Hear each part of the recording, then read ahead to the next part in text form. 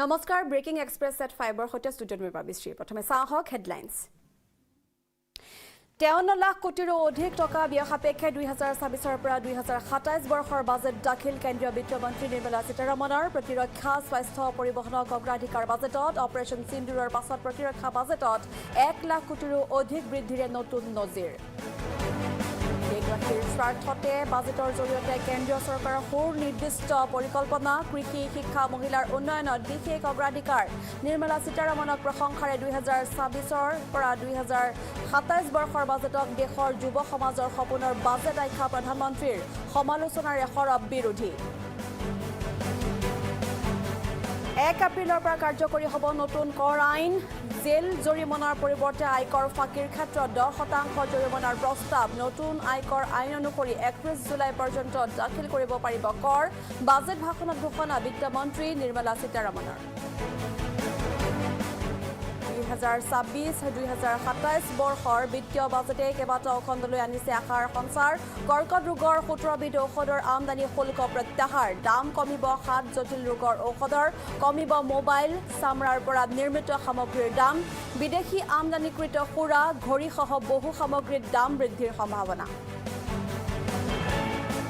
আৰু আজি বিশ্ব মহাবীৰ চিলাৰায় দিৱস ৰাজ্যৰ ভিন্ন প্ৰান্তৰ লগতে বঙাইগাঁও কোকৰাঝাৰতো বীৰ চিলাৰায়ক স্মৰণ মঙলদৈত চিলাৰায় দিৱসৰ কাৰ্যসূচীত অংশগ্ৰহণ কৰি দৰঙী ৰজা কৃষ্ণ নাৰায়ণৰ প্ৰতিমূৰ্তি উন্মোচন মুখ্যমন্ত্ৰী ডক্টৰ হিমন্ত বিশ্ব শৰ্মাৰ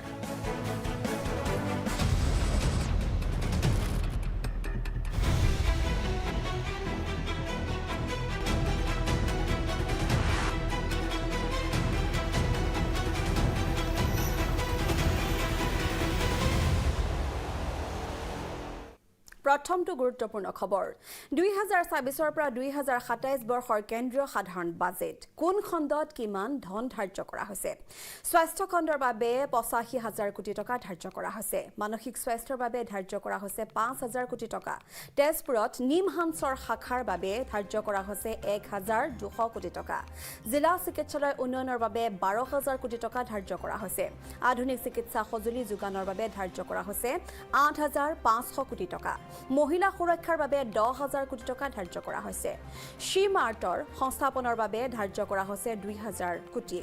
মহিলা ঔদ্যোগিক সহায়ৰ বাবে ধাৰ্য কৰা হৈছে ৬,০০০ কোটি টকা ক্ষুদ্ৰ উদ্যোগৰ ঋণৰ বাবে ১৫,০০০ কোটি টকা ধাৰ্য কৰা হৈছে MSMEৰ বিশেষ পেকেজৰ বাবে ধাৰ্য কৰা হৈছে ৫০,০০০ কোটি টকা ই-কমাৰ্চত ক্ষুদ্ৰ ব্যৱসায়ীৰ বাবে ধাৰ্য কৰা হৈছে ৩৫০০ কোটি টকা ষ্টাৰ্টআপৰ টেক্স সুবিধাৰ বাবে ধাৰ্য কৰা হৈছে ৭,০০০ কোটি টকা কৃষকৰ আয় বৃদ্ধি আঁচনিৰ বাবে ধাৰ্য ১.২ লাখ কোটি কৃষি প্ৰযুক্তিৰ প্ৰয়োগত ৯,০০০ কোটি টকা ধাৰ্য সাৰ উৎপাদনৰ বাবে ধাৰ্য কৰা হৈছে ৪৫,০০০ কোটি টকা বীজ উৎপাদনৰ বাবে ১২,০০০ কোটি টকা ধাৰ্য কৰা হৈছে জলসিঞ্চন প্ৰকল্পত ব্যয় কৰা হ'ব ৩০,০০০ কোটি টকা গ্ৰাম্য অৰ্থনীতি শক্তিশালী কৰাৰ বাবে ধাৰ্য কৰা হৈছে ২৫,০০০ কোটি নতুন বিদ্যালয় স্থাপনৰ বাবে ধাৰ্য কৰা হৈছে ১৮,০০০ কোটি ডিজিটেল শিক্ষা ব্যৱস্থাৰ বাবে ধাৰ্য কৰা হৈছে ২০,০০০ কোটি টকা দক্ষতাৰ বিকাশৰ প্ৰশিক্ষণত ব্যয় কৰা হ'ব ২২,০০০ কোটি টকা AI আৰু টেকনলজিত ব্যয় কৰা হ'ব ৪০,০০০ কোটি তথ্য প্ৰযুক্তিত ৫৫,০০০ কোটি ৰেলৱে উন্নয়নত ব্যয় কৰিব ১.৫ লাখ কোটি টকা নতুন ৰেলপথ নিৰ্মাণত ব্যয় কৰা হ'ব ৬০,০০০ কোটি টকা পথ আৰু ৰাষ্ট্ৰীয় ঘাইপথ উন্নয়নৰ বাবে ধাৰ্য কৰা হৈছে ১.১ লাখ কোটি বিমানবন্দৰ উন্নয়নৰ বাবে ধাৰ্য কৰা হ'ব ৩৫,০০০ কোটি নগৰ উন্নয়নত ৫০,০০০ কোটি স্বচ্ছ ভাৰত অভিযানত ব্যয় কৰিব ২০,০০০ কোটি টকা পানী যোগান প্ৰকল্পত ব্যয় কৰিব ২৫,০০০ কোটি টকা বিদ্যুৎ উৎপাদনত ৭০,০০০ কোটি ব্যয় কৰিব সৌৰ শক্তিত ৪০,০০০ কোটি টকা ব্যয় কৰা হ'ব গ্ৰীণ এনাৰ্জিত ৫৫,০০০ কোটি টকা ধাৰ্য কৰা হৈছে পৰিৱেশ সংৰক্ষণত ১৮,০০০ কোটি টকা বন সংৰক্ষণত ১২,০০০ কোটি টকা ধাৰ্য কৰা হৈছে জলবায়ু পৰিৱৰ্তনৰ ৰোধৰ বাবে ২২,০০০ কোটি পৰ্যটন খণ্ডত ১৫,০০০ কোটি উত্তৰ পূবৰ পৰ্যটন বিকাশৰ বাবে ব্যয় কৰা হ'ব ৮,০০০ কোটি টকা সাংস্কৃতিক ঐতিহ্য সংৰক্ষণৰ বাবে ব্যয় কৰিব ১০,০০০ কোটি টকা ক্ৰীড়া খণ্ডৰ বিকাশৰ বাবে ধাৰ্য ১২,০০০ কোটি টকা যুৱ প্ৰশিক্ষণ কেন্দ্ৰত ব্যয় কৰিব ৬,০০০ কোটি টকা মহিলাৰ বাবে নতুন আঁচনিত ব্যয় কৰিব ৯,০০০ কোটি টকা আত্মনিৰ্ভৰ ভাৰত অভিযানৰ বাবে ধাৰ্য ১ লাখ কোটি মেক ইন ইণ্ডিয়াত ব্যয় কৰিব ৭৫,০০০ কোটি টকা দেশীয় উৎপাদনত ব্যয় কৰিব ৮০,০০০ কোটি টকা আমদানি হ্ৰাসৰ বাবে ধাৰ্য কৰা হৈছে ২০,০০০ কোটি টকা ৰপ্তানি বৃদ্ধিৰ বাবে ধাৰ্য ৩০,০০০ কোটি টকা অৰ্থনীতিৰ স্থিতিশীলতাৰ বাবে ধাৰ্য ৫০,০০০ কোটি কৰ সংস্কাৰৰ বাবে ব্যয় কৰা হ'ব ১২,০০০ কোটি আয়কৰ প্ৰণালী সৰলীকৰণত ব্যয় হ'ব ৮,০০০ কোটি টকা ডিজিটেল পেমেণ্টক উৎসাহিত কৰাৰ বাবে ব্যয় হ'ব ১০,০০০ কোটি দুৰ্নীতি প্ৰতিৰোধত ৫,০০০ কোটি স্বচ্ছ শাসনৰ বাবে ৭,০০০ কোটি সামাজিক সুৰক্ষা আঁচনিত ব্যয় হ'ব ৪০,০০০ কোটি টকা বৃদ্ধ পেঞ্চনৰ বাবে চৰকাৰে ধাৰ্য কৰিছে ১৫,০০০ কোটি টকা বিধৱা সহায় আঁচনিৰ বাবে ৬,০০০ কোটি দিব্যাংগৰ বাবে ৮,০০০ কোটি জনধন যোজনাত ব্যয় কৰিব ২০,০০০ কোটি স্বাস্থ্য বীমাৰ বাবে ৩০,০০০ কোটি আয়ুষ্মান ভাৰতৰ বাবে ধাৰ্য কৰা হৈছে ৪৫,০০০ কোটি মাতৃ শিশুৰ স্বাস্থ্যত গুৰুত্ব দি ধাৰ্য ১২,০০০ কোটি টকা পুষ্টি অভিযানত ব্যয় কৰা হ'ব ১০,০০০ কোটি টকা বিদ্যালয় মধ্যাহ্ন ভোজনৰ বাবে ১৮,০০০ কোটি টকা ধাৰ্য কৰা হৈছে ডিজিটেল ইণ্ডিয়াৰ বাবে ৫৫,০০০ কোটি 5G প্ৰসাৰৰ বাবে ৪০,০০০ কোটি গ্ৰামাঞ্চলৰ ইণ্টাৰনেট সেৱা প্ৰসাৰণৰ বাবে ধাৰ্য কৰা হৈছে ২৫,০০০ কোটি স্মাৰ্ট সিটি প্ৰকল্পৰ বাবে ধাৰ্য কৰা হৈছে ৬০,০০০ কোটি টকা নগৰীকৰণৰ বাবে ১২,০০০ কোটি টকা ধাৰ্য কৰা হৈছে পানী সংৰক্ষণৰ বাবে ১৫,০০০ কোটি নদী সংৰক্ষণৰ বাবে ১০,০০০ কোটি টকা ধাৰ্য কৰা হৈছে বান নিয়ন্ত্ৰণৰ বাবে ২০,০০০ কোটি টকা ধাৰ্য কৰা হৈছে ভূমিস্খলন ৰোধৰ বাবে ধাৰ্য কৰা হৈছে ৮,০০০ কোটি টকা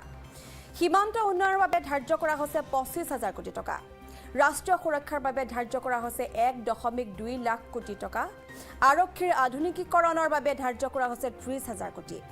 দুৰ্যোগ ব্যৱস্থাপনাৰ বাবে ধাৰ্য ১৮,০০০ কোটি টকা আত্মসহায় গোটৰ বাবে ধাৰ্য কৰা হৈছে ১২,০০০ কোটি টকা মহিলা স্বনিয়োজনৰ বাবে ধাৰ্য কৰা হৈছে ৯,০০০ কোটি গ্ৰাম্য উদ্যোগৰ বাবে ধাৰ্য কৰা হৈছে ১৫,০০০ কোটি হস্তশিল্পৰ বাবে ১০,০০০ কোটি টকা ধাৰ্য কৰা হৈছে বস্ত্ৰ শিল্পৰ বাবে ১২,০০০ কোটি টকা ধাৰ্য কৰা হৈছে পৰম্পৰাগত শিল্পৰ বাবে ৮,০০০ কোটি নতুন বজাৰৰ ব্যৱস্থাৰ বাবে ধাৰ্য কৰা হৈছে ৬,০০০ কোটি উৎপাদন খণ্ডক শক্তিশালী কৰাৰ বাবে ধাৰ্য কৰা হৈছে ৭,০০০ কোটি টকা খাদ্য সুৰক্ষাত ২৫,০০০ কোটি টকা ধাৰ্য কৰা হৈছে ৰেচন ব্যৱস্থাত ১২,০০০ কোটি টকা ধাৰ্য কৰা হৈছে গৃহ নিৰ্মাণ আঁচনিৰ বাবে ধাৰ্য কৰা হৈছে ৪০,০০০ কোটি টকা নগৰ গৃহ উন্নয়নৰ বাবে ধাৰ্য কৰা হৈছে ২৫,০০০ কোটি টকা পথচাৰীৰ সুৰক্ষাৰ বাবে ধাৰ্য কৰা হৈছে ৫,০০০ কোটি টকা পৰিবহণ আধুনিকীকৰণৰ বাবে ধাৰ্য কৰা হৈছে ৩০,০০০ কোটি টকা ইলেক্ট্ৰিক বাহনৰ বাবে ধাৰ্য কৰা হৈছে ২০,০০০ কোটি টকা অত্যাৱশ্যকীয় সামগ্ৰীৰ দাম নিয়ন্ত্ৰণৰ বাবে ধাৰ্য কৰা হৈছে ১২,০০০ কোটি টকা বজাৰ স্বচ্ছতাৰ বাবে ধাৰ্য কৰা হৈছে ৬,০০০ কোটি টকা দীৰ্ঘম্যাদী উন্নয়নৰ বাবে ধাৰ্য কৰা হৈছে ৫০,০০০ কোটি জনকল্যাণমূলক আঁচনিৰ বাবে ধাৰ্য কৰা হৈছে ৭৫,০০০ কোটি টকা আত্মনিৰ্ভৰ ভাৰত গঢ়াৰ বাবে ধাৰ্য কৰা হৈছে ১.৫ লাখ কোটি টকা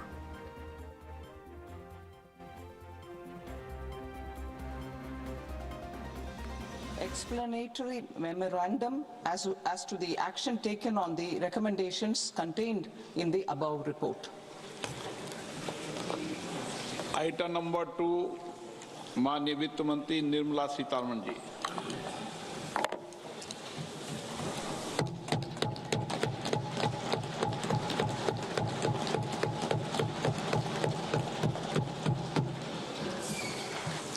Honorable Speaker, sir. On the sacred occasion of Magh Purnima and the birth anniversary of Guru Ravidas,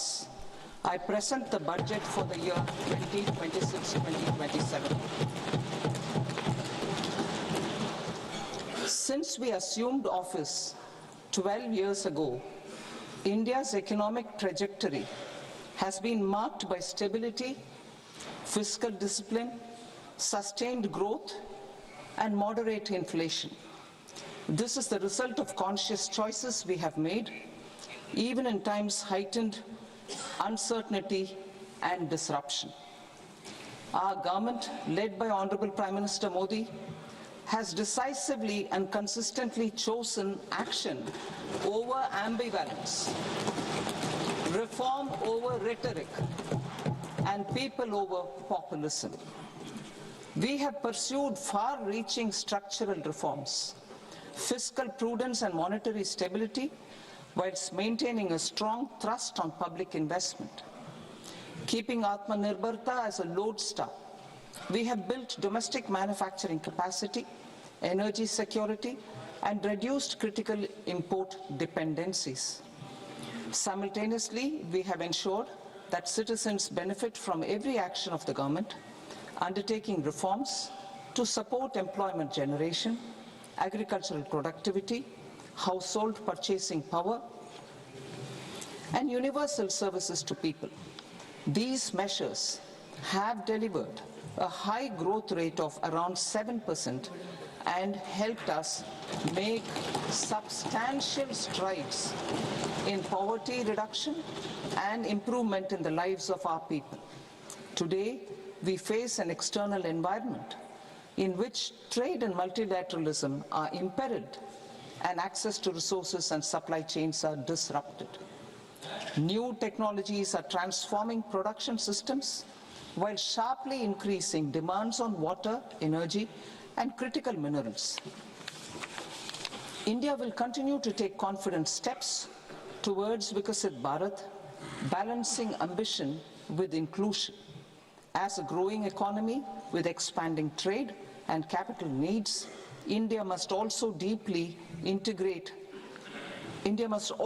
remain deeply integrated with global markets, exporting more and attracting stable long-term investment. As I begin Part A, I want to express my gratitude to the people for standing firmly with us as we forge our way together towards becoming one of the largest economies of the world.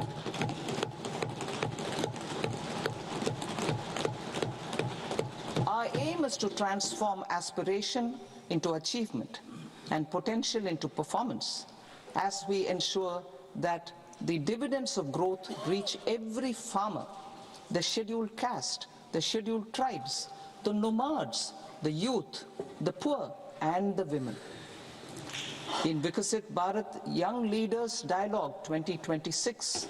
several innovative ideas were shared with our Prime Minister, which have inspired many of the proposals, making this a unique Yuva Shakti-driven budget. Our government's sankalp is to focus on our poor, underprivileged, and the disadvantaged. To deliver on this sankalp,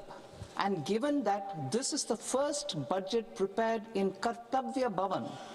we are inspired by three Kartavya. Our first Kartavya is to accelerate and sustain economic growth by enhancing productivity and competitiveness and building resilience to volatile global dynamics. Our second Kartavya is to fulfill aspirations of our people and build their capacity, making them strong partners in India's path to prosperity. Our third Kartavya, aligned with our vision of Sabka Saath, Sabka Vikas, is to ensure that every family, community, region, and sector has access to resources, amenities, and opportunities for meaningful participation. This threefold approach requires a supportive ecosystem. The first requirement is to sustain the momentum of structural reforms, continuous, adaptive, and forward-looking. Second, a robust and resilient financial sector is central to mobilizing savings, allocating capital efficiently, and managing risks. Third, cutting-edge technologies, including AI applications, can serve us as force multipliers for better governance. Reform Express. Our government has undertaken comprehensive reforms towards creating employment, boosting productivity, and accelerating growth. After the Prime Minister's announcement on Independence Day in 2025, over 350 reforms have been rolled out. This includes GST simplification, notification of labor codes, and rationalization of mandatory quality control orders. High-level committees have been formed, and in parallel, the central government is working with the state governments on deregulation and reducing compliance requirements.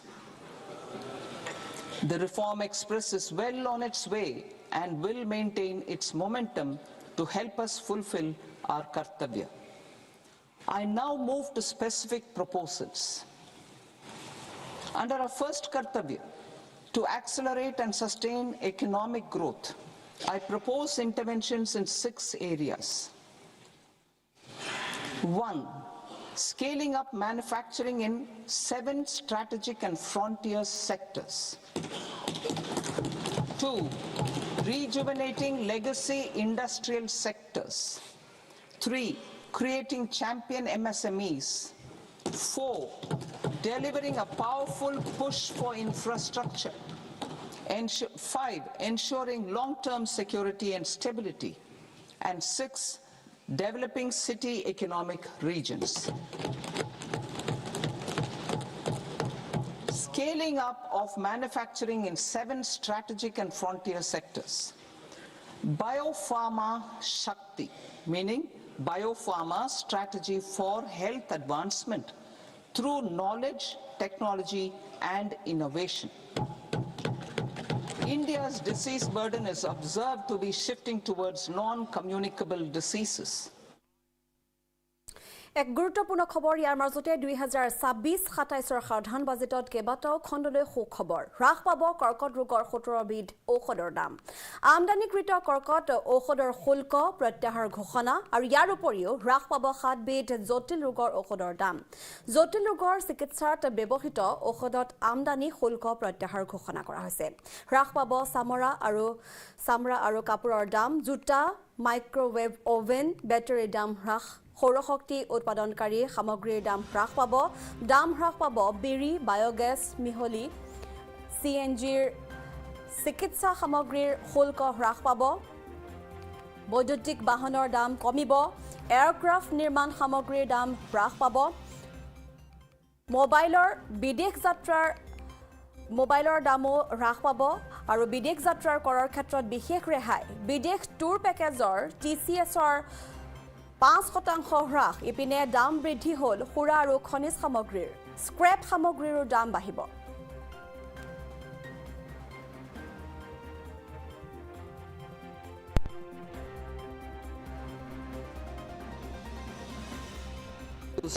to provide support for operations. Carbon capture, utilization and storage. Aligning with the roadmap launched in December 2025, the carbon capture, utilization and storage technologies at scale will achieve higher readiness and in end-use application across 5 industrial sectors, including power, steel, cement, refineries, and chemicals. An outlay of 20,000 crore is proposed over the next 5 years for this purpose. City economic regions. Cities are India's engines of growth, innovation, and opportunities. We shall now focus on Tier 2, Tier 3 cities, and even temple towns, which need modern infrastructure and basic amenities. This budget aims to further amplify the potential of cities to deliver the economic power of agglomerations by mapping city economic regions based on their specific growth drivers. An allocation of 5,000 crore per CER over 5 years is proposed for implementing their plans through a challenge mode with a reform-cum-result-based financing mechanism. In order to promote environmentally sustainable passenger systems, we will develop 7 high-speed rail corridors between cities as growth connectors, namely Mumbai to Pune, Pune to Hyderabad, Hyderabad to Bengaluru, Hyderabad to Chennai, Chennai to Bengaluru, Delhi to Varanasi, Varanasi to Siliguri.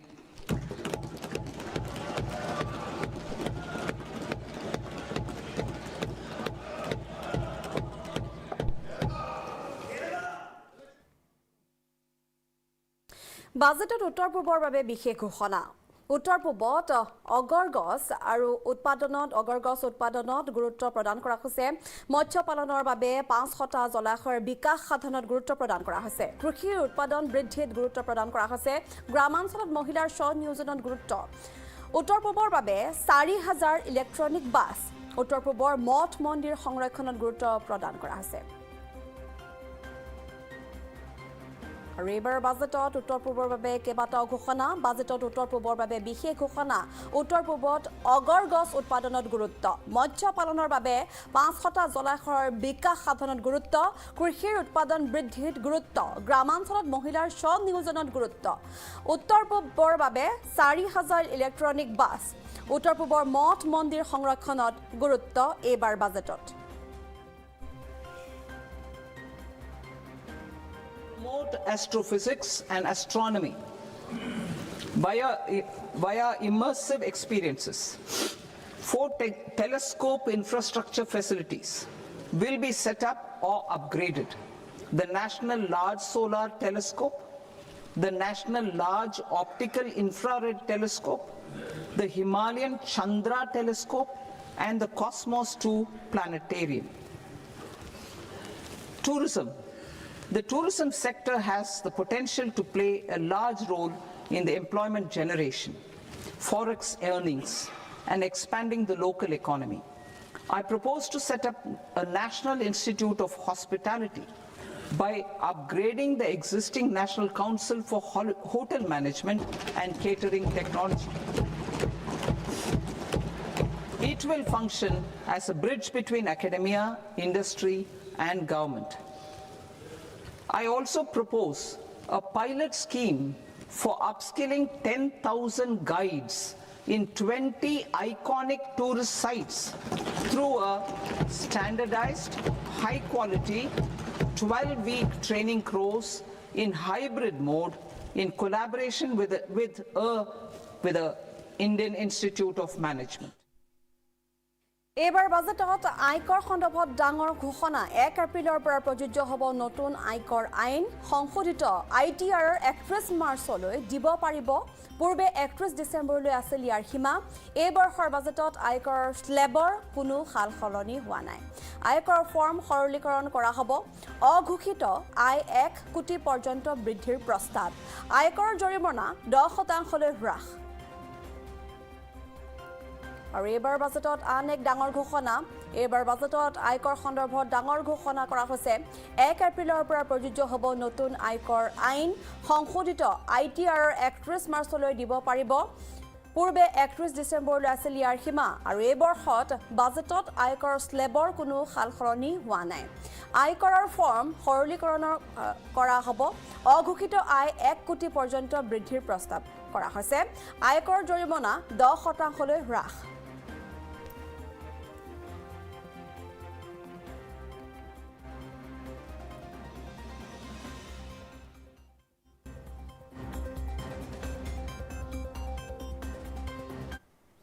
2026 পৰা 2027 বৰ্ষৰ কেন্দ্ৰীয় সাধাৰণ budget দাখিল বিত্তমন্ত্ৰী নিৰ্মলা সীতাৰমণে দাখিল কৰে এই বাজেট আৰু বাজেটক লৈ সন্তুষ্ট শাসক পক্ষ কিন্তু অসন্তুষ্ট বিৰোধী পক্ষ বাজেটত উত্থাপিত বিষয়সমূহক আদৰণি কেন্দ্ৰীয় মন্ত্ৰী সৰ্বানন্দ সোণোৱালৰ সমালোচনাত সৰব হৈ পৰিছে AICCৰ সভাপতি মল্লিকাৰ্জুন খাৰ্গে বাজেটক লৈ অসন্তুষ্ট APCCৰ সভাপতি গৌৰৱ গগৈও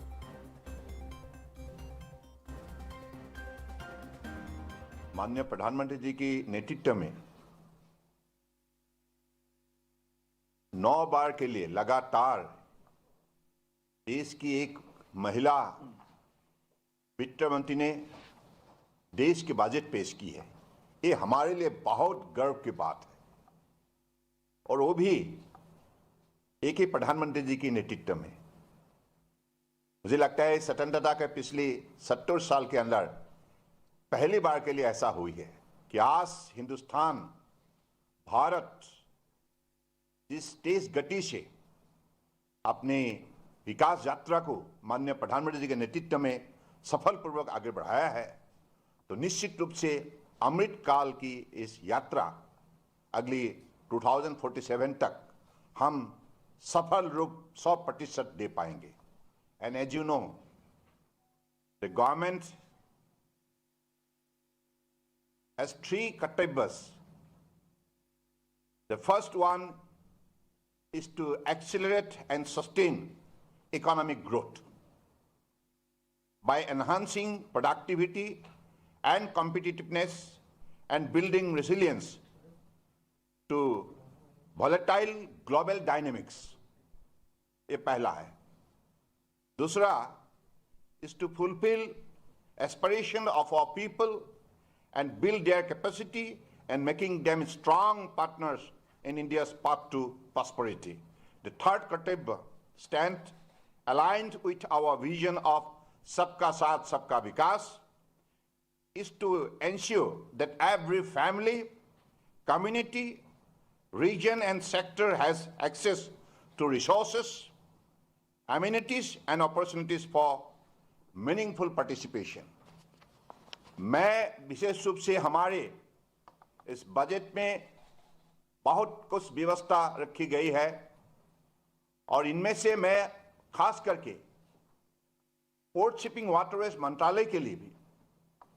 जो विशेष कदम उठाए गए हैं माननीय प्रधानमंत्री जी के नेतृत्व में, ये हमारे लिए बड़े सराहनीय बात है, बड़े उत्साहजनक बात है और इससे आज इस मंत्रालय को 2 गुना शक्ति मिल चुका है, क्योंकि इस मंत्रालय के जरिए अगले दिनों में देश की विकास यात्रा को आगे बढ़ाने के लिए जो भी हमें आत्मनिर्भरता के लिए इकोसिस्टम बनानी है, इस इकोसिस्टम के लिए इस बजट में व्यवस्था की गई है। इतने दिन तक हमारे देश में यही बात चर्चा होते थे कि कंटेनर हम क्यों नहीं निर्माण कर पाए, कंटेनर के सिलसिले में हम क्यों हमेशा विदेशी कंपनियों से हमको डिपेंडेंट होना पड़ता है। तो इसके जवाब आज स्पष्ट रूप से दी गई है कि अगले दिनों में भारत में ही कंटेनर बनेगा। आत्मनिर्भर भारत, हम खुद अपने देश में कंटेनर बना के ये स्पष्ट करेंगे और हमारे तीनों वर्टिकल पोर्ट शिपिंग वाटरवेज के लिए जो भी इकोसिस्टम चाहिए ग्लोबल कॉम्पिटिटिवनेस का, वो इकोसिस्टम हम बनाएंगे।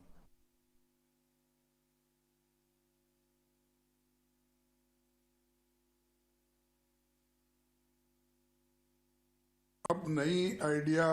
खत्म हो गई है। ये बजट भारत की कहीं अधिक आर्थिक, सामाजिक और राजनीतिक चुनौतियों के लिए एक सवाल होके बैठा है और खास करके ये बजट गरीब तबके के लिए इसमें कुछ नहीं है। इन्फ्लेशन कंट्रोल करने के लिए भी इनका कोई समाधान, सकारात्मक कोई सलाह या कोई कदम उन्होंने नहीं दिखाया। आर्थिक इकोनॉमिक सर्वे का जो ये दिखाता है कि व्यापार में अनिश्चितता भारत के लिए एक प्रमुख चुनौती बताता है, लेकिन बजट मुश्किल से इस समस्या को स्वीकार करता है। इसी तरह रुपए का गिरते हुए मूल्य के निपटने की भी कोई योजना उनके पास नहीं है। আজি কেন্দ্ৰীয় বাজেটৰ লৈ মই যথেষ্ট দুঃখিত। আমি ভাবিছিলোঁ যে যিদৰে আজি তাৰিখত আমেৰিকা, চীন যিদৰে আজি তেওঁলোকে অৰ্থনৈতিকভাৱে এটা নীতিবোৰ শক্তিশালী নীতি বনাইছে, আজিৰ তাৰিখত সেই আমাৰ বাজেটত দূৰদৰ্শী নীতি বা দূৰদৰ্শী দৃষ্টি আমি দেখা পোৱা নাই। আজিৰ তাৰিখত বিজেপি দল ভাবিছে যে তেওঁলোকৰ চৰকাৰ আহি গ'ল, 5 বছৰ এতিয়া তেওঁলোকে ক্ষমতাত থাকিব। একদম মানে কমপ্লেচেণ্ট একদম মানে লেহিমীয়া এটা বাজেট বনাইছে যিহেতু তেওঁলোকৰ কোনো নিৰ্বাচন নাই কেন্দ্ৰীয় চৰকাৰৰ নিৰ্বাচন নাই নিৰ্বাচন হ'লতে ধাম ধুমকৈ তেওঁলোকে কৰিলেহেঁতেন কিন্তু এতিয়া তেওঁলোকৰ হাতত ক্ষমতা আছে আৰু সেইকাৰণে আৰামছে এটা মানে সাধাৰণ এটা বাজেট তেওঁলোকে মুকলি কৰিছে কিন্তু গম পোৱা নাই যে আজিৰ তাৰিখত আমাৰ অনলাইন কমাৰ্চ কমাৰ্চৰ বাবে কিমান আমাৰ দুখীয়া সৰু দোকান সৰু শ্বপিং মলৰ ওপৰত আমাৰ অৱস্থা আজিৰ তাৰিখত সব কামবোৰ ডাঙৰ ঠিকাদাৰৰ কৰাৰ কাৰণে থলুৱা ঠিকাদাৰবোৰৰ কি অৱস্থা সব কাম এতিয়া মিনাৰেল ৱাটাৰ বটলতো ডাঙৰ কোম্পানী সোমোৱাৰ বাবে আমাৰ সৰু সৰু সমবায় সমিতিৰ কি অৱস্থা সেয়া লৈ তেওঁলোকৰ কোনো ধৰণৰ চিন্তা নাই ক্ষমতা আছে সেইকাৰণে আৰামছে তেওঁলোকে এটা সাধাৰণ বাজেট মুকলি কৰিছে কিন্তু বাস্তৱক আমাক অৰ্থনৈতিক যিভাৱে এটা দূৰদৰ্শী বাজেট ওলাব লাগে বা আন্তঃৰাষ্ট্ৰীয় পৰ্যায়ত যি ধৰণৰ বিভিন্ন দেশ আজিৰ তাৰিখত এটা এগ্ৰেছিভ এটা অৰ্থনৈতিক নীতি বনাইছে সেই ক্ষেত্ৰত আমাৰ ফলৰ পৰা এটা ধৰণৰ আগ্ৰেছন আমি দেখা পোৱা নাই কমপ্লেচেঞ্চি 100% কমপ্লেচেণ্ট বাজেট লেহেমীয়া এটা বাজেট মুকলি কৰিছে ইফালে কেন্দ্ৰীয় চৰকাৰৰ বাজেটক এখন সুস্থিৰ বাজেট আখ্যা ফাইন এৰৰ কৰ পৰিশোধৰ ক্ষেত্ৰত নাই বিশেষ পৰিৱৰ্তন সন্মুখত নিৰ্বাচন থাকিলেও অসমৰ বাবে বিশেষ ঘোষণা নাই উত্তৰ পূবৰ বাবে 4,000 ই-বাছৰ প্ৰস্তাৱ আছে বাজেটত উত্তৰ পূবৰ ধৰ্মীয় ক্ষেত্ৰ মঠ মন্দিৰ সংবৰ্ধনত গুৰুত্ব প্ৰদান কৰা হৈছে এইবাৰৰ বাজেটত MSMEৰ বাবে 10,000 কোটি টকা ধাৰ্য কৰা হৈছে এইবাৰৰ বাজেটত খাচী গছ উৎপাদনৰ ক্ষেত্ৰতো গুৰুত্ব আৰোপ কৰা হৈছে সামগ্ৰিকভাৱে এখন ভাল বাজেট দাখিল কৰা হৈছে এই মন্তব্য ফাইনেৰৰ সভাপতি বজৰং লোহিয়াৰ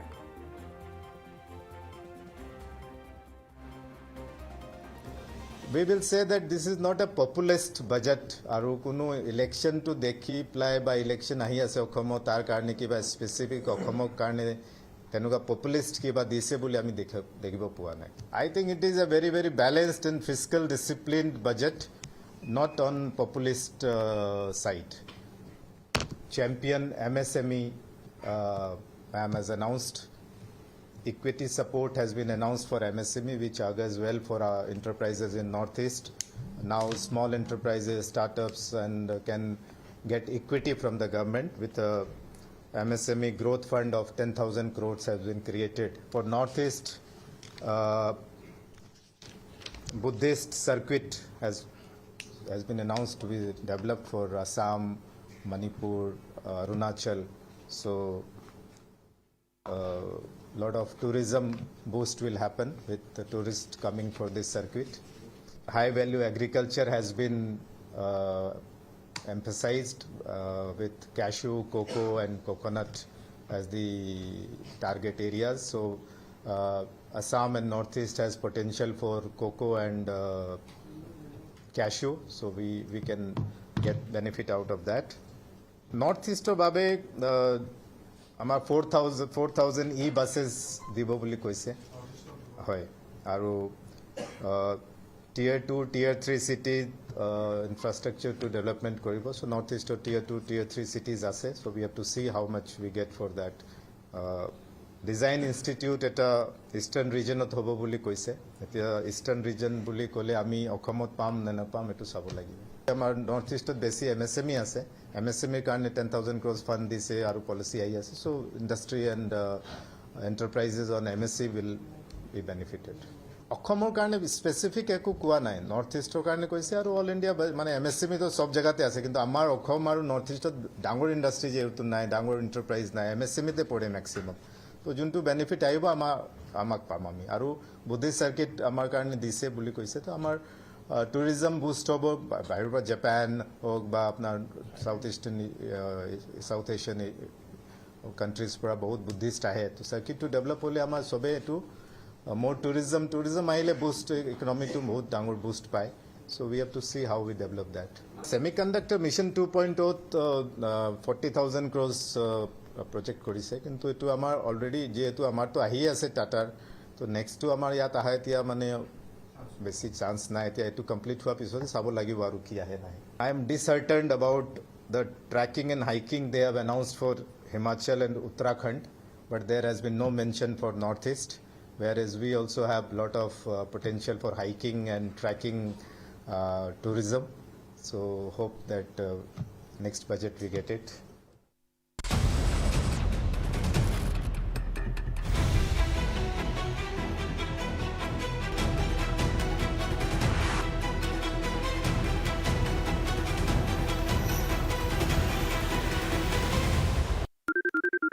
কেৱল ৰাজনীতিৰ খবৰেই খবৰ নহয়,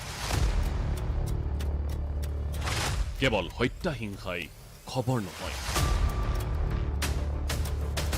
কেৱল ঠগ প্ৰবঞ্চনাই খবৰ নহয়, আপোনাৰ সমস্যাও খবৰ,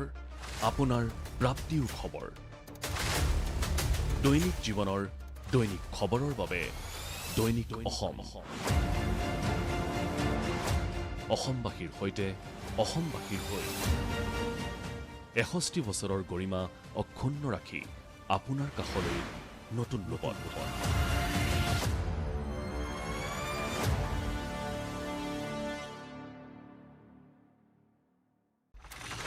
কেৱল ৰাজনীতিৰ খবৰেই খবৰ নহয়, কেৱল হত্যা হিংসাই খবৰ নহয়,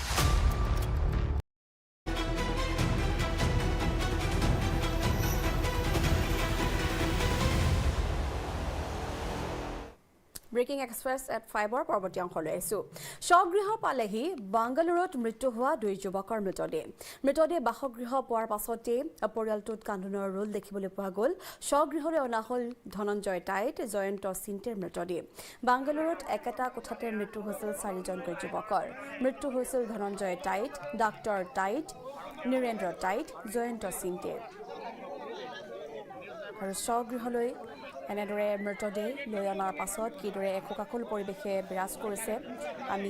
দৃশ্যাৱলী দেখুৱাই আছোঁ। বাংগালুৰুত একেটা কোঠাতে মৃত্যু হৈছিল 4জনকৈ যুৱকৰ। আৰু 4গৰাকী যুৱকৰ কি কাৰণে মৃত্যু হ'ল সেই সন্দৰ্ভত বৰ্তমান যিহেতু সমগ্ৰ বিষয় সন্দৰ্ভত যিহেতু তদন্ত প্ৰক্ৰিয়া বৰ্তমান অব্যাহত আছে, এয়া আমি দেখুৱাই আছোঁ যিটো মুহূৰ্তত এনেদৰে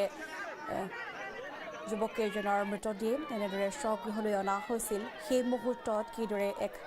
শোকাকুল এক পৰিৱেশে বিৰাজ কৰিছিল আমি দৃশ্যাৱলী দেখুৱাই আছোঁ। বাংগালুৰুত একেটা কোঠাতে মৃত্যু হৈছিল 4জনকৈ যুৱকৰ। স্বগৃহত বাংগালুৰুত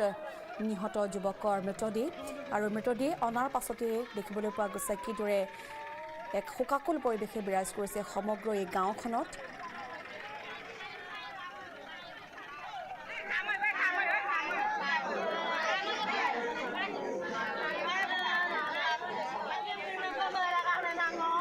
আচলতে কি কাৰণে একেটা কোঠাতে 4জনকৈ যুৱকৰ মৃত্যু হ'বলগীয়া পৰিস্থিতিৰ সৃষ্টি হ'ল সেই লৈ এতিয়াও ৰহস্য বৰ্তমান অব্যাহত আছে। তদন্ত বৰ্তমান অব্যাহত আছে যদিও এই মুহূৰ্তলৈকে কোনো ধৰণৰ প্ৰকৃত তথ্য উদ্ধাৰ হোৱা নাই। কিন্তু এয়া আমি দেখুৱাই আছোঁ স্বগৃহলৈ অনা হ'ল বাংগালুৰুত নিহত যুৱকৰ মৃতদেহ আৰু তাৰ পাছতে দেখিবলৈ পোৱা গৈছে পৰিয়ালৰ মাজত এক শোকৰ বন্যা। ল'ৰাকেইজনক ইতিমধ্যে ধনঞ্জয় টাইট ডেড বডি আহি পাইছে। ডেড বডি আহি পাই পিনি আপোনাৰ এইখিনি গোটেই পৰিৱেশ আপোনালোকে চাইছে চাগে। আমি মানি ল'ব পৰা নাই যিটো ল'ৰা কোনো বেমাৰ নোহোৱাকৈ বাংগালুৰুত মৰিবলগীয়া হৈছে, এইখিনি আমি কিন্তু মানি ল'ব পৰা নাই। পুনৰবাৰ অসম চৰকাৰক আমি অনুৰোধ জনাইছোঁ এইখিনি ডেড বডিৰ কাৰণে আৰু যিকেইজন ল'ৰাই মৰিছিলে তেওঁলোকৰ উত্তৰ তথ্য বিচাৰি আৰু পুনৰ কেছখিনি কিবা কৰি পিনি আমাক জনালে ভাল হ'ব। কাৰণ আমি মানি ল'ব পৰা নাই। কাৰণ গেছ লিক হোৱাৰ পাছতো 2জন মানুহ মৰিব পাৰোঁ, কিন্তু 2জন মানুহে ভাত পানী বনাই আছিলে। গেছ লিক হোৱাৰ পাছত আপোনাৰ যোনটো ল'ৰাই 2জন ভাত বনাইছিলে, গেছ লিক হোৱাৰ পাছতো ব্ৰাছেই হ'ব লাগিছিলে, কিন্তু কেনেকৈ 4জন মানুহ মৰিব লাগেনে? এইখিনি আমি সম্পূৰ্ণ এইটো বিশ্বাস কৰিব পৰা নাই। আৰু গতিকে অসম চৰকাৰক বিনম্ৰ অনুৰোধ জনাইছোঁ এই কেছটো লৈ তদন্ত কৰিব লাগে আৰু লাগিলে আমি উচ্চ ন্যায়ালয়ত আমি যাম আৰু উচ্চ ন্যায়ালয়ত আমি এইখিনি কেছ পুনৰবাৰ আমি তদন্ত কৰিবলৈ আমি আহ্বান জনাম। এক ব্ৰেকিং নিউজ, বিৰোধীৰ আসন ভাগ বটোৱাৰক লৈ অখিল গগৈৰ মন্তব্য। আমি 15খন আসন বিচাৰিছোঁ, 20খন আসনৰ বাবে তালিকা দিছিলোঁ, ইতিমধ্যে 80%হে হৈ গৈছে, 20%হে বাকী আছে আৰু 15খন আসন বিচাৰিছোঁ এই মন্তব্য কৰিছে অখিল গগৈয়ে। এক ব্ৰেকিং নিউজ আমি জনাব বিচাৰিছোঁ, বিৰোধীৰ আসন ভাগ বটোৱাৰক লৈ অখিল গগৈৰ মন্তব্য। আমি অখিল গগৈৰ মন্তব্য লাভ কৰিবলৈ সক্ষম হৈছোঁ আৰু অখিল গগৈৰ মন্তব্য হৈছে আমি 15খন আসন বিচাৰিছোঁ, 20খন আসনৰ বাবে তালিকা দিছিলোঁ আৰু ইতিমধ্যে 80%হে হৈ গৈছে, 20% এতিয়াও বাকী আছে, মন্তব্য কৰিছে অখিল গগৈয়ে। আগবঢ়াইছোঁ কি মন্তব্য কৰিছিল অখিল গগৈয়ে। আমি 20টা সিট বিচৰা নাই হা, আমি 20টা সিটৰ তালিকা দিছো কিন্তু সিট বিচাৰিছো 15টা একদম ক্লিয়াৰলি আপোনালোকক আজি কৈ দিছো এনে লুকুৱাই থৈ লাভ নাই মানে নয় কক নাই আপোনালোকক আমি ক্লিয়াৰ কৰি দিছো আমি 20টা সিটৰ তালিকা দি দিছো আৰু তাৰ ভিতৰত আমাক 15টা সিট দিলেই হ'ব বুলি কৈছো আৰু আজি গৌৰৱে গোটেই তালিকাখন তন্নতন্নকে চাই মোক কৈছে যে অখিদা আপোনালোকৰ তালিকাখন বহুত ভাল আপোনালোকে সঁচাকে প্ৰ্যাকটিক্যালি আপোনালোকে য'ত য'ত জিকিব সেইখিনিকে দিছে আপোনালোকে এনেকৈ কৈছে আপোনালোকে একচুয়ালি কমপ্লেইন কৰিবলগীয়া একো তালিকাই দিয়া নাই কৈছে আপোনালোকে ইমান ধুনীয়া তালিকা দিছে যে আপোনালোকৰ য'ত য'ত সংগঠন আছে আপোনালোকে তাকেই দিছে গতিকে এইটো একদম প্ৰ্যাকটিক্যাল তালিকা আৰু এই তালিকা গ্ৰহণ কৰিব পালে তেওঁ সুখী হ'ম বুলি কৈছে কিন্তু কৈছে যে মোৰো দলৰ কিছুমান বাইণ্ডিংছ আছে গতিকে সেই কথাকেইটা তেওঁ পাতি ল'বলৈ ময়ো এটা তেওঁ হিচাপ দি দিছোঁ যে 15টা মোক লাগিবই 15টাৰ তলত যাবৰ কাৰণে আমাৰ দলে কোনো পধ্যে আমাৰ একদম মানে হেৰি মিটিং পাতি কি কয় আপোনাৰ প্ৰতিনিধি সভা পাতি দলে আমাক কৈছিলে যে 20টাৰ তলত যাব নোৱাৰিবা মই দলক বাৰম্বাৰ ৰিকুৱেষ্ট কৰি ভৰিয়ে হাতে ধৰি সেইটো 15টা সিটলৈ নমাইছোঁ নিজে 20টা সিটৰ পৰা মই 15টা সিটলৈ নমাইছোঁ এটা 15টা সিট আমাক লাগে এতিয়ালৈকে 15টা সিটৰ ক্ষেত্ৰত সন্মতি প্ৰদান কৰা নাই আৰু মাত্ৰ কেইটামান সিটৰ সন্মতি প্ৰদান কৰি দিলেই একদম আমাৰ এলায়েন্স ক্লিয়াৰ হৈ যাব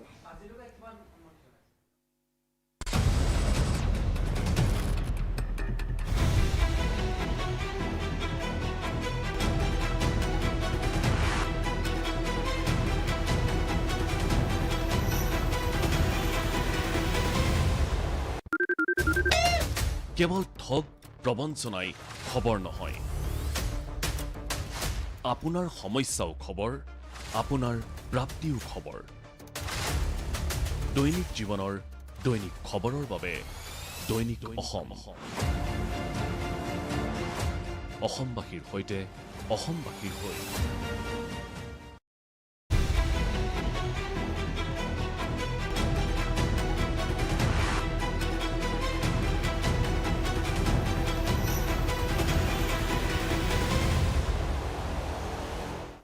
বাতৰিৰ পৰৱৰ্তী অংশলৈ আহিছোঁ 58 বছৰত ভৰি দিলে ৰাজ্যৰ মুখ্যমন্ত্ৰী ডক্টৰ হিমন্ত বিশ্ব শৰ্মাই হাতে হাতে উপহাৰৰ টোপোলালৈ মাজনিশা মুখ্যমন্ত্ৰীৰ বাসগৃহত অনুৰাগী শুভাকাংক্ষীৰ ভিৰ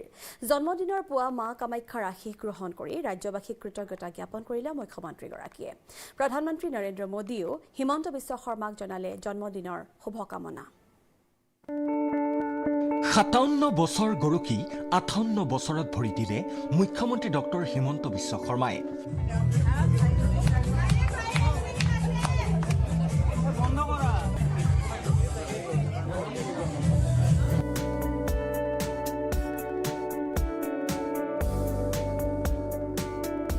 দুপৰ নিশালৈকে মুখ্যমন্ত্ৰীৰ বাসগৃহত অনুৰাগী শুভাকাংক্ষীৰ ভিৰ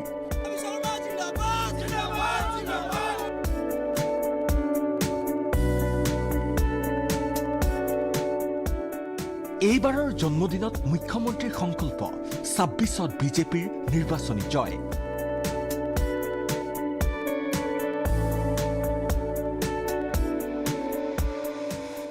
এইবাৰ পণটো একেবাৰে স্বাৰ্থপৰ পণ যে ইলেকশ্যনত বিজেপি জিকিব লাগে বিহুৰ আগতে নিশ্চয় ইলেকশ্যন হ'ব গতিকে এইকেইটা দিন ইলেকশ্যনৰ বাদে বেলেগ কথা চিন্তা কৰা নাই তৃতীয়বাৰৰ বাবে অসমত বিজেপি চৰকাৰ হ'ব লাগে তাৰ কাৰণে প্ৰচেষ্টা চলাব লাগিব এয়া মাজনিশা মুখ্যমন্ত্ৰীৰ বাসগৃহৰ পৰিৱেশ প্ৰিয় নেতাক জন্মদিনৰ শুভেচ্ছা জনাবলৈ আহিছে হাজাৰ হাজাৰ অনুৰাগী শুভাকাংক্ষী হাতে হাতে উপহাৰৰ টোপোলা কোনোবাই যদি লৈ আনিছে 13,000 টকীয়া কলম আন কোনোবাই লৈ আহিছে গণেশৰ প্ৰতিমূৰ্তি ফুলৰ থোপা গামোচা শৰাই আদি উপহাৰেৰে মুখ্যমন্ত্ৰীক একেবাৰে ওচৰৰ পৰা এইদৰেই জনাইছে জন্মদিনৰ শুভেচ্ছা কোনোবাই যদি ভৰি চুই সেৱা জনাইছে আন কোনোবাই লৈছে সেলফি প্ৰতিটো জন্মদিনৰ দিনা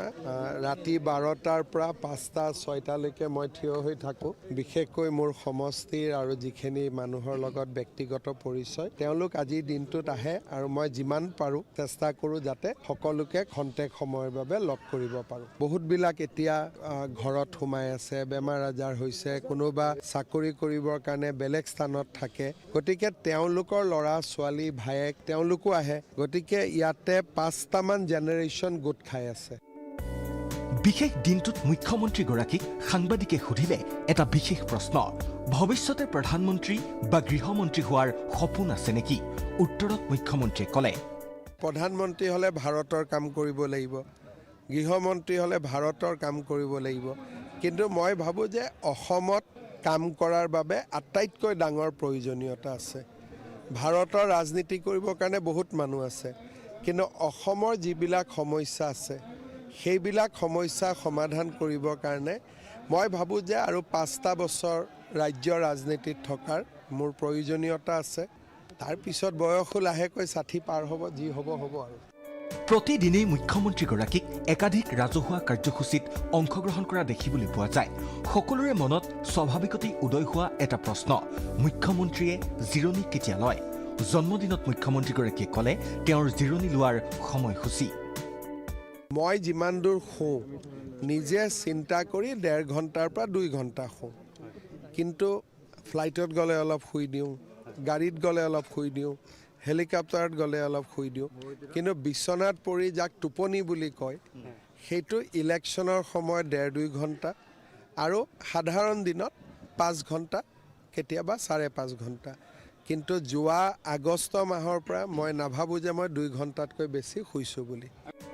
নিশা কন্যাৰ সৈতে কেতিয়াবা মহানগৰত নিজেই বাহন চলাই ওলাই যাওঁ বুলিও জন্মদিনৰ নিশা সদৰি কৰিলে মুখ্যমন্ত্ৰীগৰাকীয়ে যদি মোৰ ঘৰত ছোৱালীজনী থাকে তাইৰ লগত ৰাতি মই কেতিয়াবা গাড়ীখন লৈ ওলাই যাওঁ সেইটো এটা মোৰ হবিয়ে আছে যে তেতিয়া তাইক কাষত বহাই পেলাই মই গাড়ী দি গুৱাহাটীত এক পাক মাৰোঁ কেতিয়াবা এয়াৰপৰ্ট যাওঁ কেতিয়াবা আমিনগাঁও যাওঁ কেতিয়াবা শুৱালকুছিলৈকেও যাওঁ এনেকৈ ৰাতি ঘূৰি ফুৰি থাকোঁ যদি ছোৱালীজনী আহে যদি মই অকলে থাকোঁ মই নোলাওঁ ইমান জন্মদিনৰ শুভেচ্ছা জনাবলৈ অনুৰাগী শুভাকাংক্ষীসকলৰ লগতে নিশা মুখ্যমন্ত্ৰীৰ বাসগৃহত উপস্থিত হ'ল এজন বিশেষ ব্যক্তি মুখ্যমন্ত্ৰীৰ মিমিক্ৰি কৰি চৰ্চা লাভ কৰা হিমাংশু বৰ্মনে জনালে জন্মদিনৰ শুভেচ্ছা বাবাহঁত তহঁতি খুব ধুনীয়াকৈ খাবি মই অলপ আগতে ল'ৰাকেইটাক ক'লোঁ সাংবাদিককেইটাক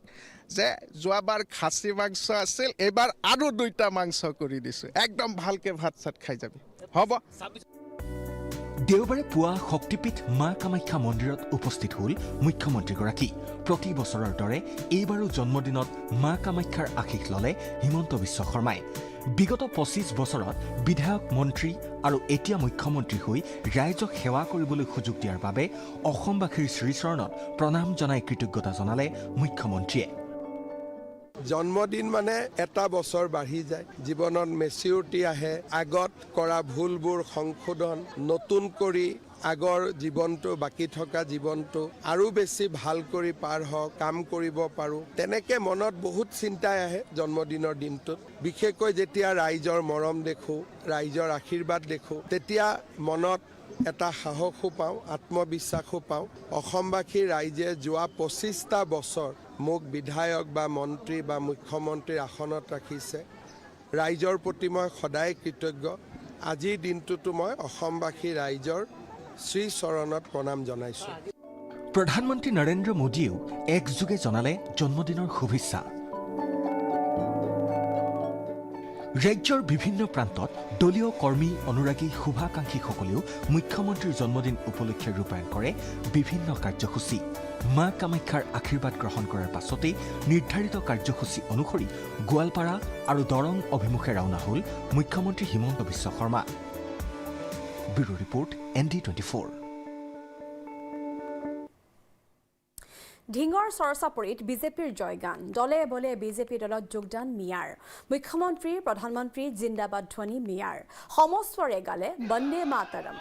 বিজেপিত যোগ দিয়ে কংগ্ৰেছ এলডিএফক সমালোচনা চৰাঞ্চলৰ সংখ্যালঘুক ভূমিপট্টা প্ৰদানৰ আহ্বান উচ্ছেদ বন্ধ কৰিবলৈও মুখ্যমন্ত্ৰীলৈ আহ্বান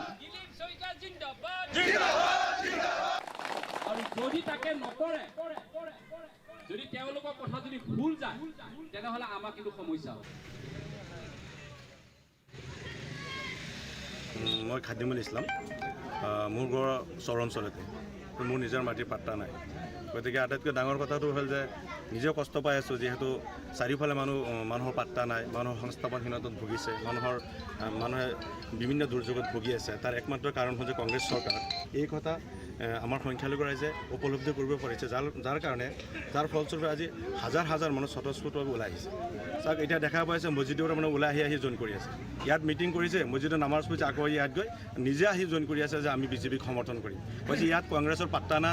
নাথাকিব ইউডিএফৰ পাত্তা নাথাকিব এনেকুৱা অৱস্থা কাৰণ তেওঁলোকে গম পাইছে সংখ্যালঘু ৰাইজে যে যিমান প্ৰলোভন দিছিলে যিমান মিছা প্ৰতিশ্ৰুতি দিছিলে সেয়া এটা কোনোধৰণে হেৰি কৰিব পৰা নাই ছাকচেছ কৰিব পৰা নাই চব মিছা প্ৰতিশ্ৰুতি আছিলে এই কথা সংখ্যালঘু ৰাইজে গম পাইছে যিহেতু আজি হাজাৰ হাজাৰ মানুহ মানে ওলাই আহিছে স্বতঃস্ফূৰ্তভাৱে যে এইবাৰ আমি চৰকাৰৰ পক্ষত থাকিম এজন বিধায়ক লাগে এজন যাতে আমাৰ উন্নতি কৰিব পাৰে যাতে আমাৰ বিপদৰ সময়ত কমচে কম মাত এষাৰ দিও সহায় কৰিব পাৰে যিহেতু যিমান প্ৰতিনিধি ইয়াৰ পৰা নিৰ্বাচিত কৰি পঠোৱা হৈছিলে কোনো বিধায়ক কোনো মন্ত্ৰী বিধায়কে আহি সংখ্যালঘু যে বিপদৰ সময়ত মাত এষাৰ আহি দিয়া নাই আটাইতকৈ ডাঙৰ কষ্ট হ'ল এইটো যে কোনোবাই কিবা উন্নতি কৰক নকৰক কিন্তু বিপদৰ সময়ত যদি মানুহক লগ পায় তেনে বহুত মানে শান্তি এটা লাগে যে যিহেতু আমাৰ প্ৰতিনিধি আছিলে আজি আমাৰ বিপদৰ সময়ত আমাক আহি মাত এষাৰ দিছে সান্তনা এটা দিছে বিজেপি দলত যোগদান কৰিছে এইটোৱে আমাৰ কথা তাৰমানে সৰু সৰু এটা বয়স যিটো ভোটাৰ হৈছে কংগ্ৰেছে তাৰ ইউডিএফত ভোট দি আছোঁ কিন্তু সিহঁতক ভোট দিয়ে কোনো উন্নয়ন পোৱা নাই লাভ হোৱা নাই এতিয়া মই যে পাল্টি দিছোঁ যে এইবাৰ কংগ্ৰেছত বা ইউডিএফত ভোট নিদিওঁ বিজেপিত ভোট দিম যে এইটো কথা চৰাঞ্চলৰ ৰাইজে কি কয় এতিয়া চৰাঞ্চলৰ গোটেই ৰাইজে কৈ আছে যে এতিয়া বিজেপিত ভোট দিব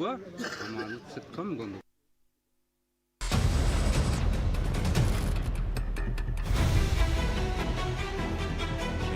অক্ষুণ্ণ ৰাখি আপোনাৰ কাষলৈ নতুন ৰূপত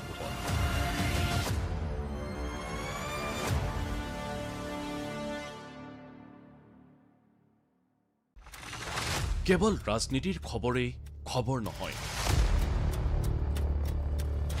কেৱল হত্যা হিংসাই খবৰ নহয়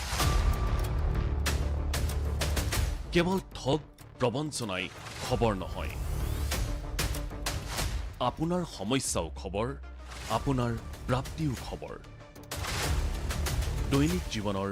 দৈনিক খবৰৰ বাবে দৈনিক অসমবাসীৰ সৈতে অসমবাসীৰ হৈ ৬১ বছৰৰ গৰিমা অক্ষুণ্ণ ৰাখি আপোনাৰ কাষলৈ নতুন ৰূপত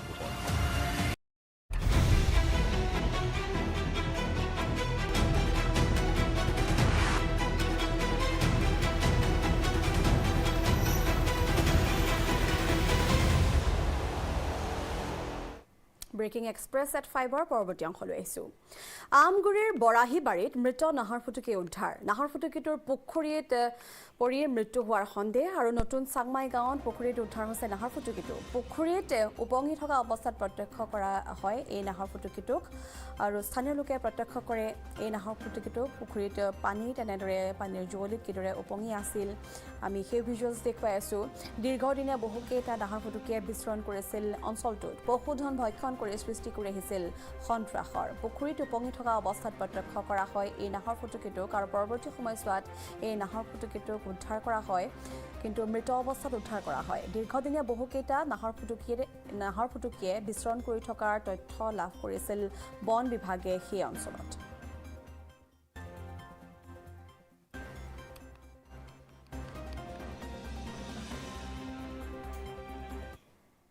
আপুনি কেতিয়াবা কল্পনা কৰিব পাৰেনে চহৰৰ মাজমজিয়াত এভাগ জাগ্ৰত শিৱ মন্দিৰৰ চৌহদত নাগালেণ্ডৰ জোৱাৰ ঘাটি তাকো ঘাটি পাতিছে একাংশ অন্যধৰ্মী যুৱকে মিছা যেন লাগিলেও সেই অপ্ৰিয় সত্য পোহৰলৈ আহিল বৰপেটা ৰোডত বজৰং দলৰ অভিযানত ইমদাদুল হুছেইন নামৰ এজন যুৱকে মন্দিৰৰ চৌহদত চলাই যোৱা জোৱাৰ তথ্য পোহৰলৈ অহাৰ পাছতে হাহাকাৰ বৰপেটা ৰোডত দুৰ্বৃত্তৰ পৰা বাছি নগল শিৱ বাবাৰ থানখনো নাগালেণ্ড লটাৰীৰ ঘাটি পাতিলে মন্দিৰ চৌহদত বজৰং দলৰ অভিযানত উৎখাত চক্ৰ জব্দ লক্ষাধিক টকাৰ টিকট একাংশ সন্দেহজনক লোকক বৰপীৰা পাৰি দিয়াৰ অভিযোগ আৰক্ষীৰ বিৰুদ্ধে হিন্দু উপাসনাস্থলীসমূহ অপবিত্ৰ কৰা একাংশ লোকৰ যে পৰিকল্পিত ষড়যন্ত্ৰ সেয়া পূৰ্বে বহুবাৰ প্ৰমাণিত হৈছে মন্দিৰ নামঘৰ সত্ৰ একো বাছি যোৱা নাই একাংশ দগাবাজ ধুৰন্ধৰ যুৱকৰ পৰা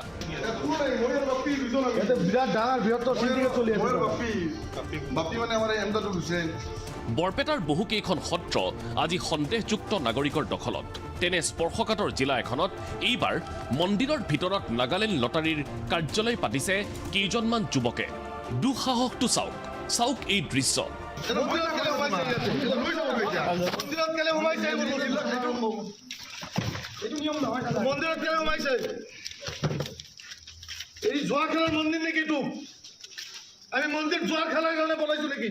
অভিযান চলাইছে স্থানীয় বজৰং দলে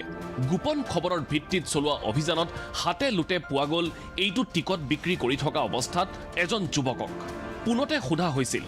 আপুনি ইয়াত কি কৰি আছে আপুনি নাগালেণ্ড লটাৰীৰ টিকট বিক্ৰী কৰে নেকি কিন্তু তেনে কাম নকৰো বুলি উত্তৰ দিয়াৰ পাছতো সন্দেহবশতঃ তেওঁৰ লগত থকা বেগ কেইটা পৰীক্ষা কৰাত কি ওলাল চাওক শ নাগালেণ্ড লটাৰীৰ টিকট আপুনি কৈছে আমি এইগিলাখানে একো নকৰোঁ আমি কৈছে নাই ঠিক আছে আপুনি নকৰে আমাৰ হয়তো মিছ ইনফৰমেশ্যন আহিব পাৰে কিন্তু যেতিয়া এই ঠগাটো খুলিলোঁ বস্তাই ওলাল খুলি দিলোঁ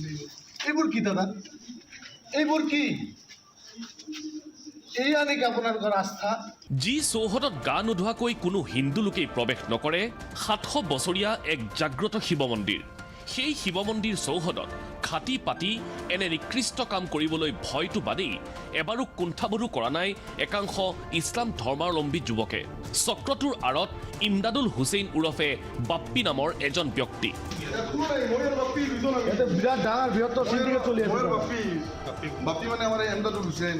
আজি আমি ৰাতিপুৱা এটা খবৰ পালো যে ইয়াতে সন্ধিয়া সময়ত ইমদাদুল নামৰ এজন ব্যক্তি তাৰ লগতে আমাৰ কিছুমান ল'ৰাও আছে জড়িত এই কেইজনে মিলি ইয়াৰে পৰা মানে জুৱাৰ যিটো 6 টকাৰ জুদা লটাৰী টিকেট তাৰে মানে ইয়াৰে পৰা সিন্ডিকেট তেওঁলোকে চলাই আছে আৰু মন্দিৰৰ ভিতৰত সোমাই আজিৰ পৰা প্ৰায় 700 বছৰ 800 বছৰ পুৰণা মন্দিৰ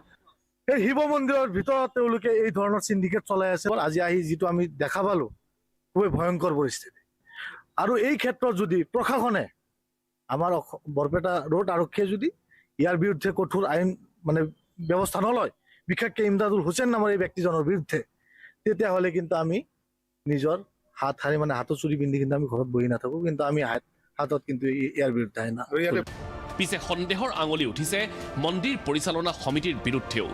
কিমান ফটুৱা হ'লে এনে কামৰ বাবে স্থান এৰি দিব পাৰে সমিতিখনে কিমান নিধক হ'লে মন্দিৰত অন্য ধৰ্মাৱলম্বী যুৱকক ঘাটি পাতিবলৈ এৰি দিব পাৰে নে শকত ধনৰ লোভত বিক্ৰী গ'ল সমিতি হিন্দু বা মুছলমান কাৰোৰে ধৰ্মীয় অনুভূতিত আঘাত হানিব পৰা কাম কোনেও কৰাটো উচিত নহয় তেনে ক্ষেত্ৰত মন্দিৰ সমিতিয়ে কিয় অনুমতি প্ৰদান কৰিছিল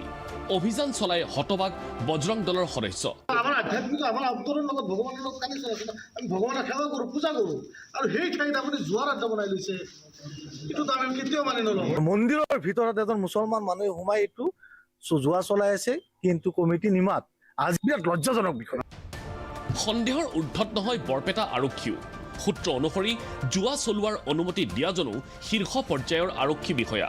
সময়মতে কমিশ্যনটো দিলেই হ'ল কিমান খকুৱা হ'লে আৰক্ষী বিষয়াই এনে কৰিব পাৰে মুখ্যমন্ত্ৰীৰ ভাতৃ জ্যেষ্ঠ আৰক্ষী অধীক্ষক হৈ থাকোঁতে সেই জিলাত কেনেদৰে সম্ভৱ হ'ল এনে নিকৃষ্ট কাণ্ড মুখ্যমন্ত্ৰী মহোদয়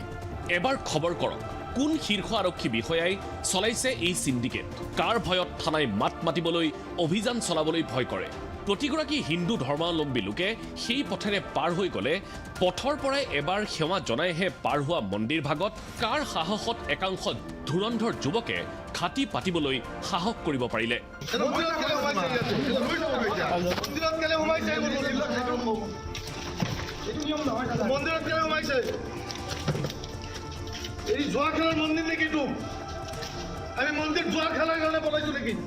শালবাৰীৰ পৰা লৱকুমাৰ দাসৰ সহযোগত নিউজ ডেস্ক ND24।